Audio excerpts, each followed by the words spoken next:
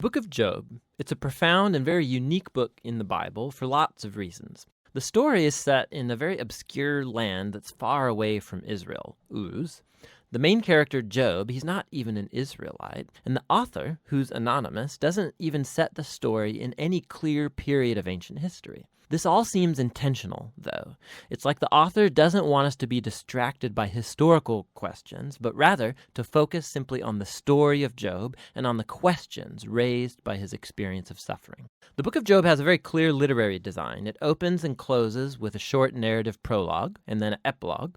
And then the central body of the book is dense Hebrew poetry, representing conversations between Job and four dialogue partners called the Friends. These conversations are then concluded by a series of poetic speeches given by God to Job. Let's dive in and we'll just see how it works together. The prologue introduces us to Job, and we're told that he's a blameless, upright man who honors God. He's a super good guy.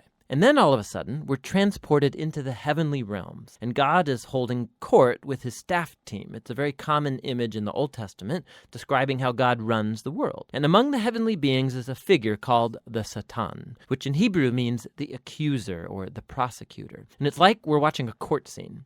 God presents Job as a truly righteous man, and then the accuser challenges God's policy of rewarding righteous people like Job. He says, the only reason Job obeys you is because you bless him with prosperity. Let Job suffer, then we'll see how righteous he actually is. And then God agrees to let the accuser inflict suffering on Job. Now, it's at this point in the story that most of us go, what?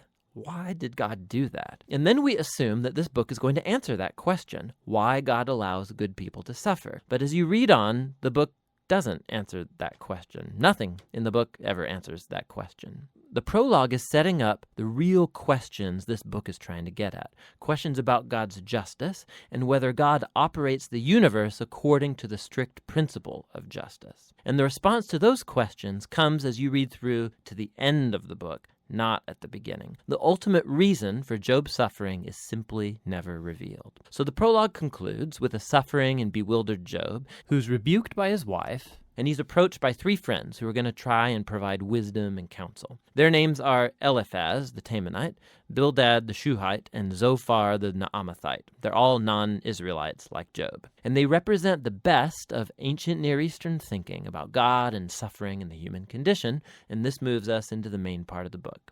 First, Job speaks. And this is how this section of the book works. First, Job is going to speak, and then they'll follow a response from a friend. Then Job will respond to that friend. Then another friend will respond to Job's response, and so on back and forth for 3 cycles. And this whole debate is focused on 3 questions. Is God truly just in character? And does God run the universe on the strict principle of justice? And if so, then how is Job's suffering to be explained?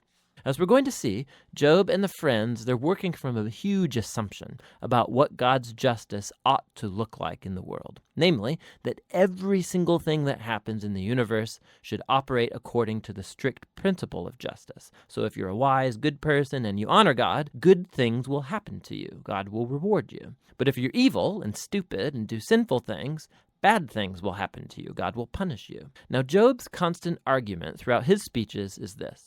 First of all, that he's innocent, and so the implication of that is that his suffering is not a divine punishment. Now, we know from the prologue, both of these things are true. Remember, God himself said, Job is righteous and blameless. And so Job concludes his argument by accusing God. God either doesn't run the world according to justice, or even worse, God himself is simply unjust. The friends, on the other hand, they beg to differ. Their argument is that God is just, the implication being that God always runs the world according to justice in this way, and so they conclude by accusing not God, but Job.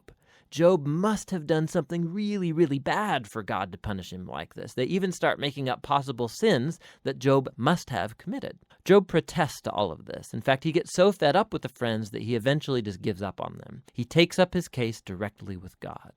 Now, something to be aware of is that Job, he's on an emotional roller coaster in these poems. He used to think that God is just, but now he can't reconcile that with his suffering. And so in some outbursts, he'll accuse God of being a bully. Once he even declares that God has orchestrated all the injustice in the world. But the moment he utters that thought, he's terrified of it because he wants to hope and believe that God is truly just. Job is all over the place in this section. And so he makes one last statement of his innocence, and then he demands that God show up personally to explain himself. Now, it's at this point that a surprise friend shows up, Elihu the Buzite. Now, he's not an Israelite, but he does have a Hebrew name. And Elihu, he has the same assumption as Job and the friends. He argues that God is just, and that implies that God always operates the universe according to justice.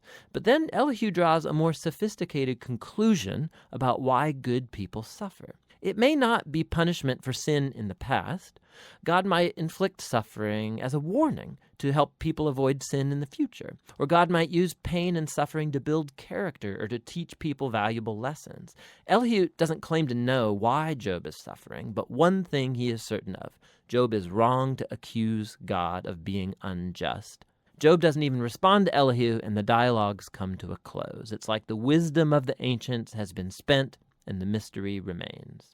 And then, all of a sudden, God shows up in a whirlwind, and he responds to Job personally. He first responds to Job's accusation that he's unjust and incompetent at running the universe. So God takes Job on a virtual tour of the universe, and he starts asking him all these questions about the order and origins of the cosmos. Was Job ever around when God architected the earth or organized the constellations? Has Job ever commanded the sunrise or controlled the weather? God has his eyes on all of these cosmic details that Job has never even conceived of. Then God starts going into detail describing the grazing habits of mountain goats and how deer give birth, or the feeding patterns of lions and wild donkeys. What's the point of all this? Remember the assumption of Job and his friends about what it looks like for God to run the world according to justice. Underneath that assumption is a deeper one, that Job and his friends have a wide enough perspective on life to make such a claim about how God ought to run the world.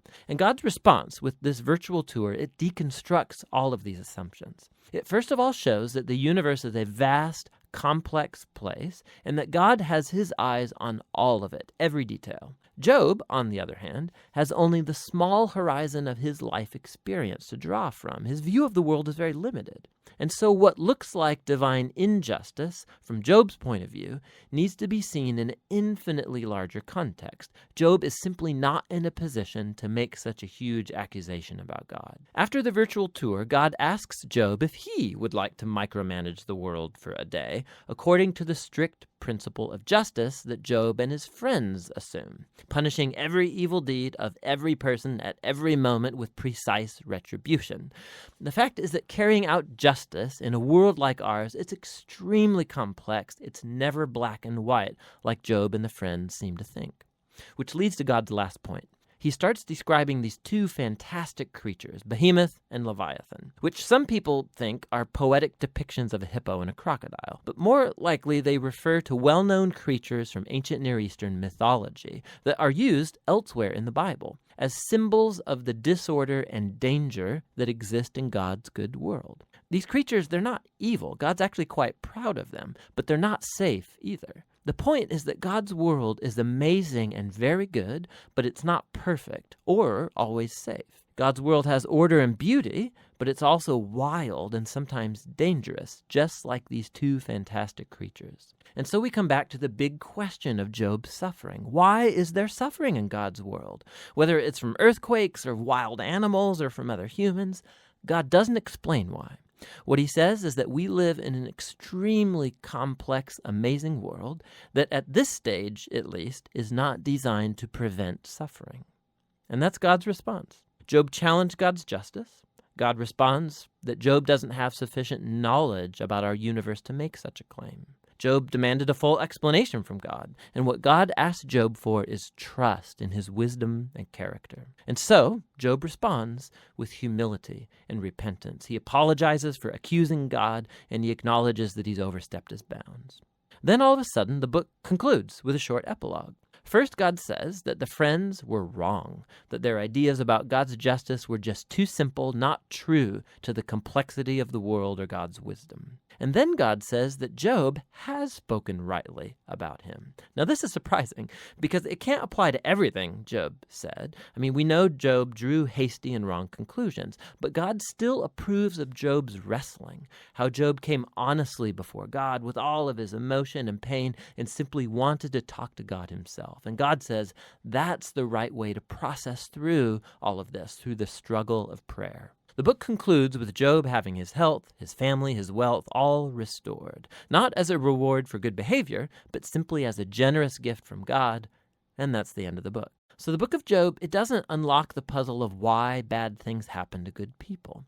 Rather, it does invite us to trust God's wisdom when we do encounter suffering, rather than try and figure out the reasons for it. When we search for reasons, we tend to either simplify God like the friends, or like Job, accuse God, but based on limited evidence. And so the book is inviting us to honestly bring our pain and our grief to God, and to trust that God actually cares and that he knows what he's doing. And that's what the book of Job is all about.